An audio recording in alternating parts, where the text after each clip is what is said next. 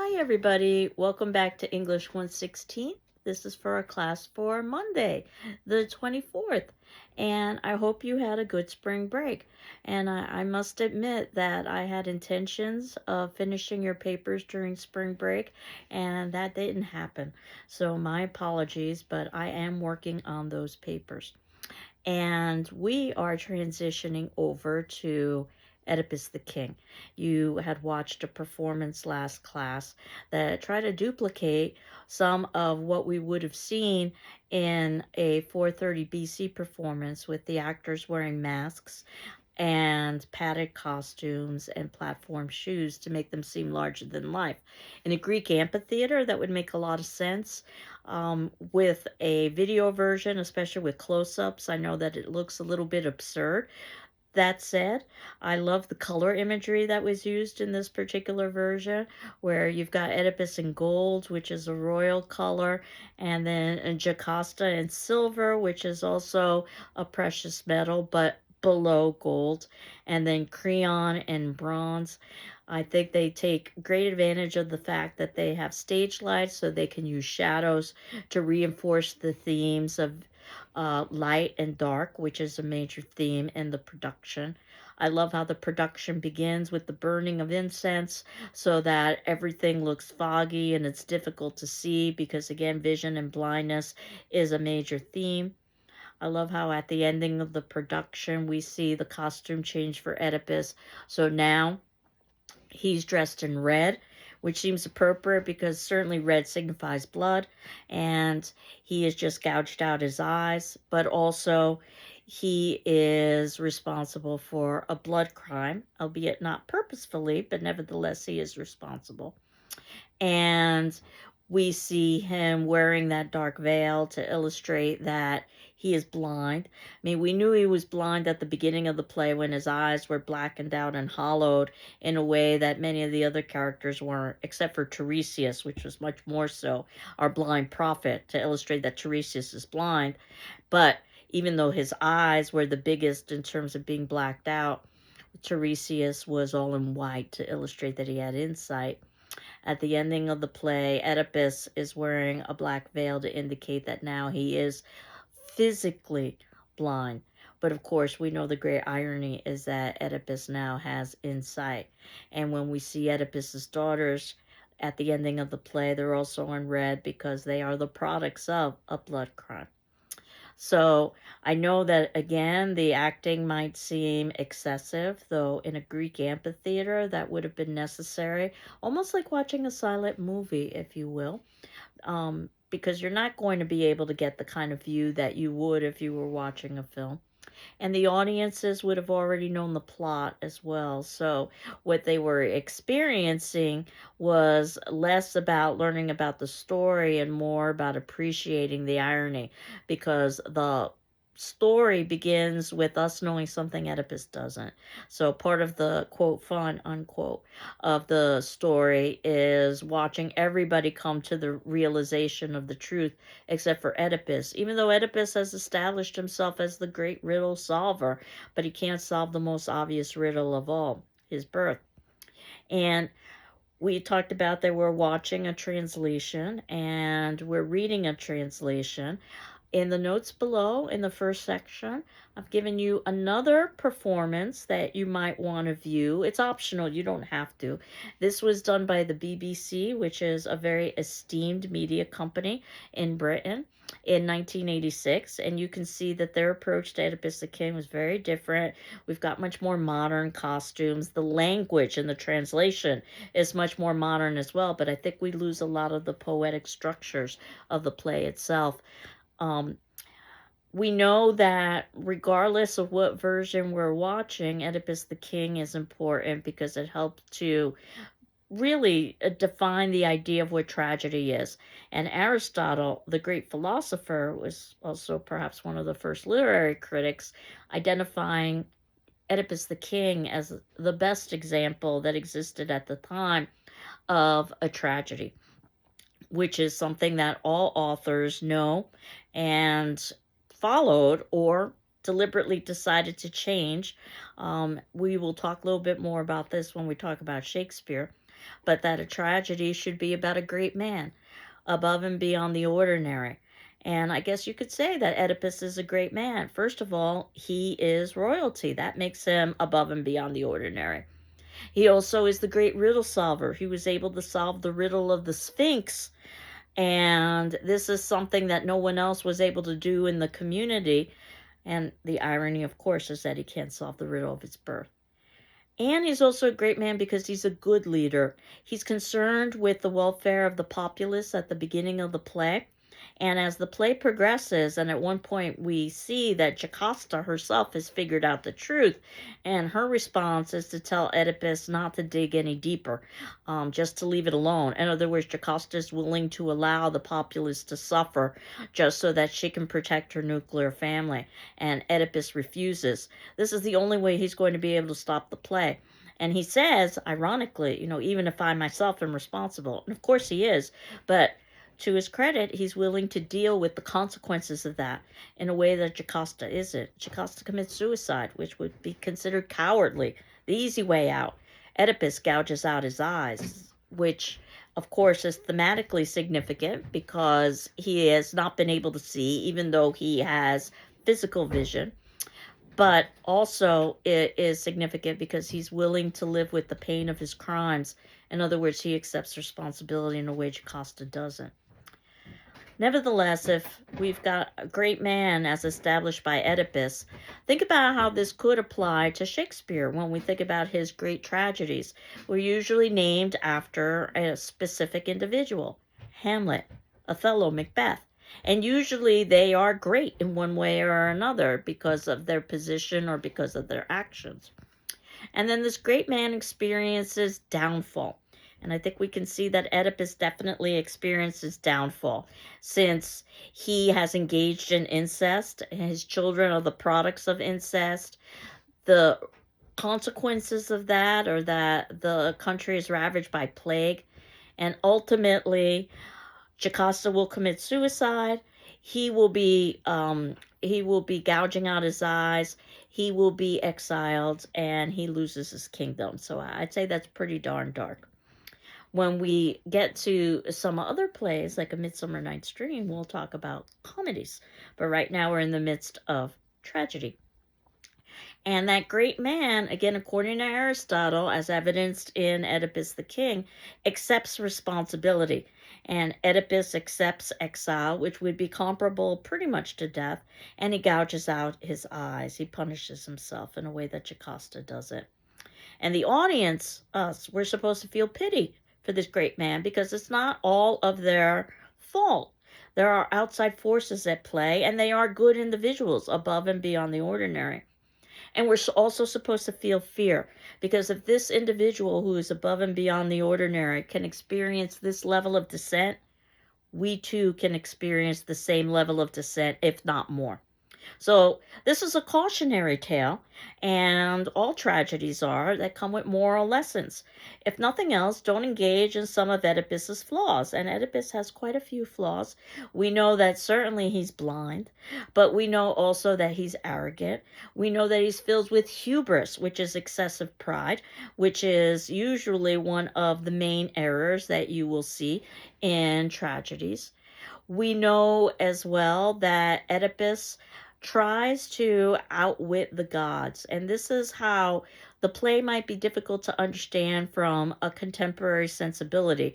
Keep in mind that this play was not written for our culture nor for our time period. We're talking about 430 BC.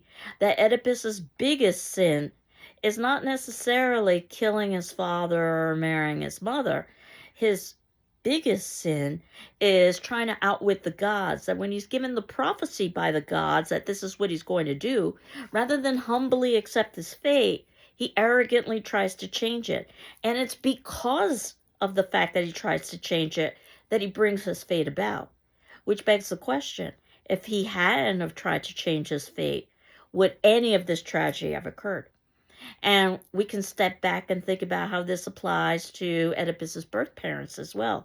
That they arrogantly think they can outwit the gods and they can control fate. And the consequences of that, by trying to have their baby Oedipus killed, is that Oedipus is not killed, and that ultimately Oedipus grows into a man who will kill his father and marry his mother, because he is unaware of who his birth parents are. That's the ironic twist in this particular play. I liken it to a Twilight Zone episode, if you're a fan, from the original Twilight Zone series. And again, begging the question, if Oedipus's parents had never taken any action at all, would this horrible fate have occurred to Oedipus? And we can never know, because we don't know what alternate events might have unfolded.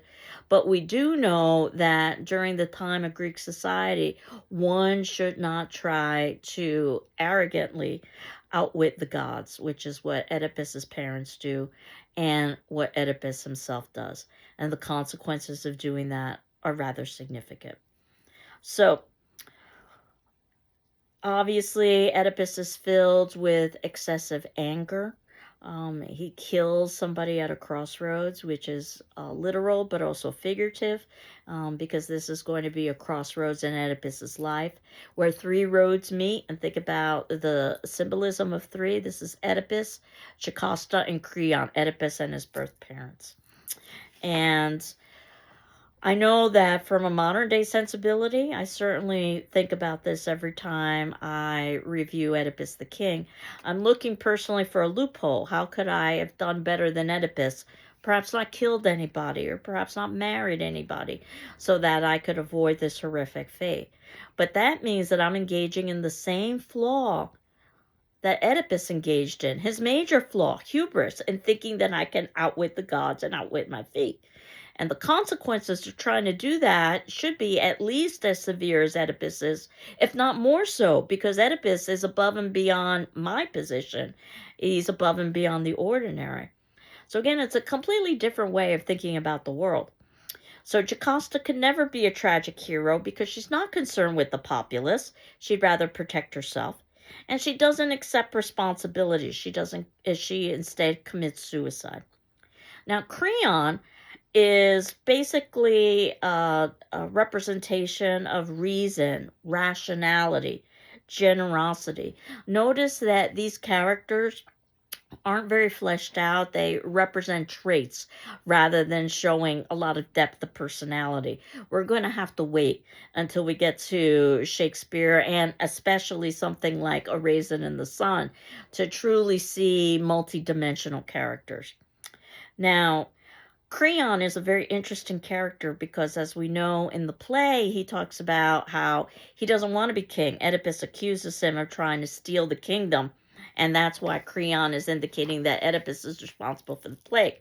And Creon, in effect, says, no, I have no designs on the kingdom. Why would I want the kingdom when I have all of the benefits of being part of the royal family and none of the responsibility? And the irony, and of course this play is filled with irony, is that at the ending of the play, Creon becomes king. And the thing is, if you were to continue to read the three-part trilogy, Oedipus the King being the first, the second play, also written by Sophocles, is entitled Antigone, and it's the story of Oedipus's daughter. We're briefly introduced to her at the beginning of, or at the ending of, Oedipus the King. But now in Antigone, she's an adult, and Creon is still ruling the kingdom. He's much older at this point. And he's a very different kind of character than he was in Oedipus the King. Creon in Oedipus the King is filled with reason, with rationality, with generosity.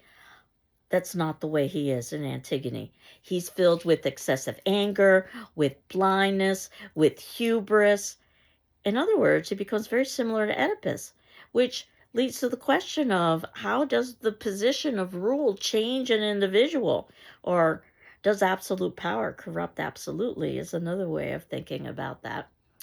The third play in the trilogy happens to be Oedipus at Colonus. This is the story of Oedipus now as an old man. We know that in the story Oedipus the King, he is exiled and he goes off with a walking stick, because basically he has blinded himself. So he has, in many ways, uh, become the riddle that he was able to solve of what walks on 3 legs. Remember, the riddle started with what walks on 4 legs in the morning, 2 legs in the afternoon, and 3 in the evening. The answer being man. A baby crawling in the morning would be 4 legs.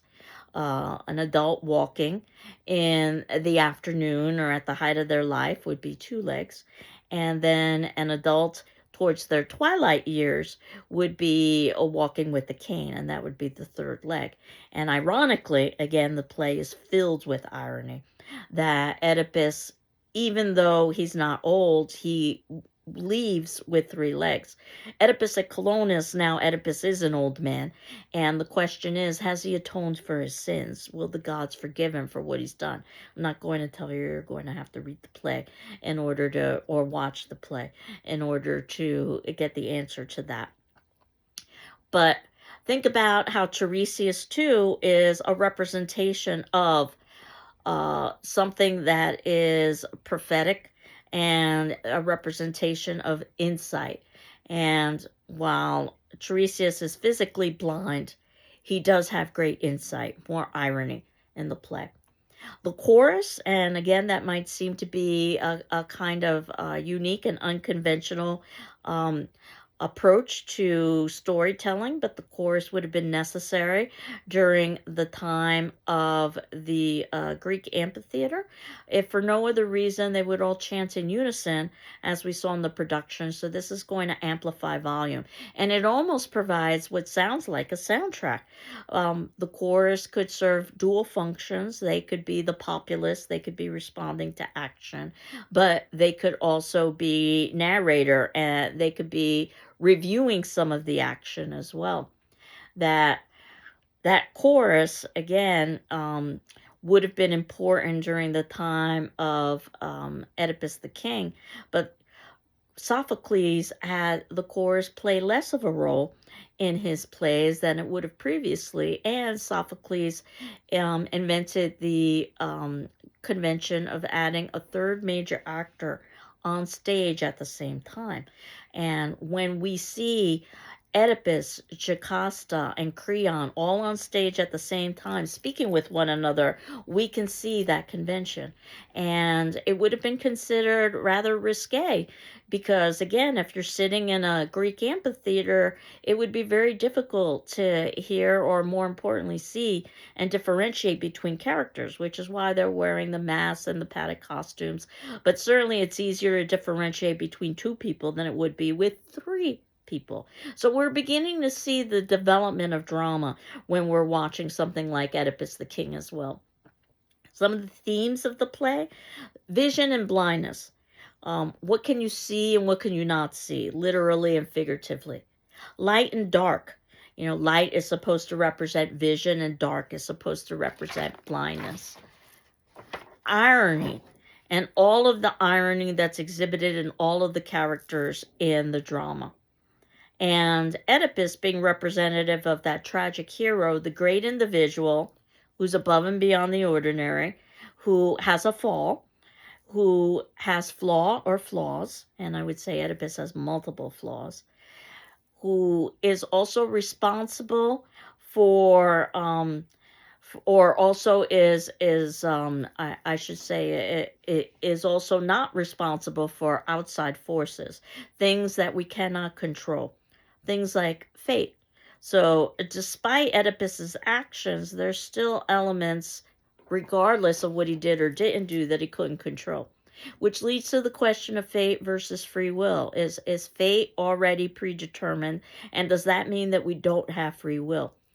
Or is it that fate is just foreknowledge, and ultimately we do have a certain level of control? And think about how this question is something that philosophy and religion still grapples with. And how do all of us balance the idea of, yes, accountability, that our actions do result in certain consequences, but the fact that there is an unknown force, whether you want to call it luck, or you want to call it destiny, or you want to call it fate, or you want to call it predetermination, the thing that we cannot control.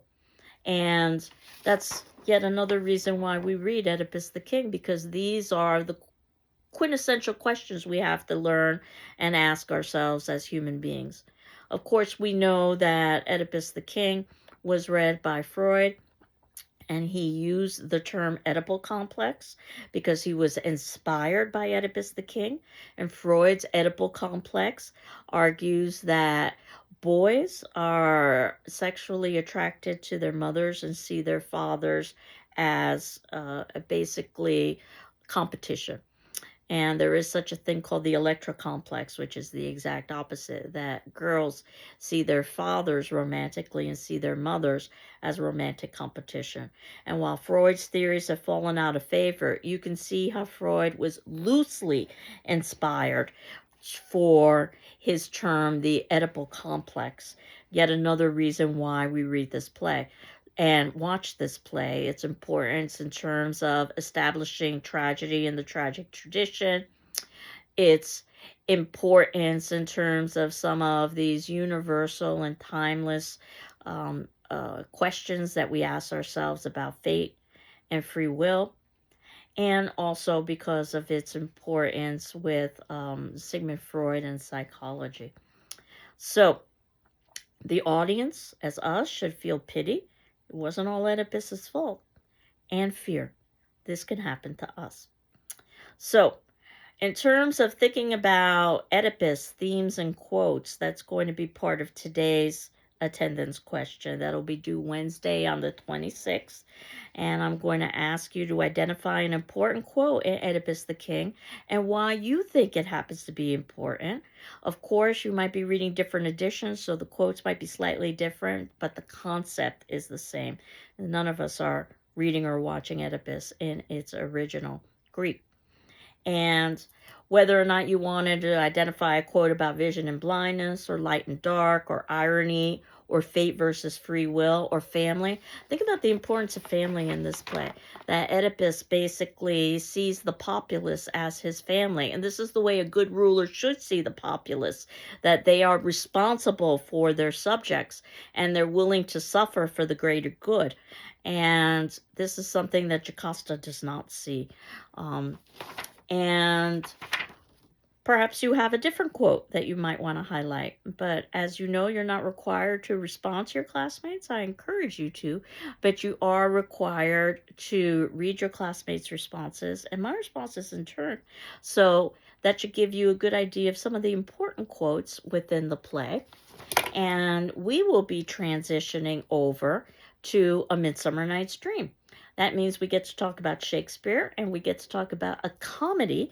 I deliberately chose a comedy because if you haven't already noticed, so many of the works are so dark that we've already read, and we'll talk a little bit more about that next class. So I wanted to give us a Shakespearean comedy, and we'll talk a little bit about what that means.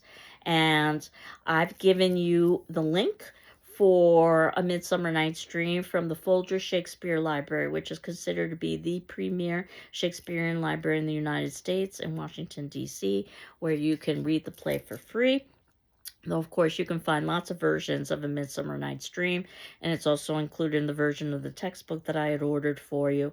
I do recommend, though, that you find a version of A Midsummer Night's Dream with some good footnotes, because I know that Shakespearean language can be somewhat challenging, and we're going to talk a little bit about language next class when we talk about Shakespeare as well. And we will be watching a production, and this being a literature and film class, we are going to talk about how do you translate Shakespeare into film for popular audiences. There have been lots of versions of A Midsummer Night's Dream done, but the version that I wanted to talk about was a rather successful Hollywood version that was done in the 1990s. And I think they were still able to keep to the spirit of the play while making it accessible for audiences.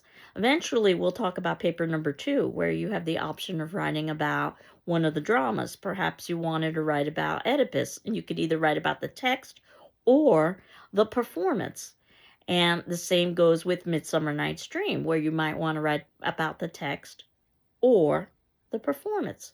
And ultimately, that'll be the same with our last drama, which happens to be A Raisin in the Sun, the text or the performance.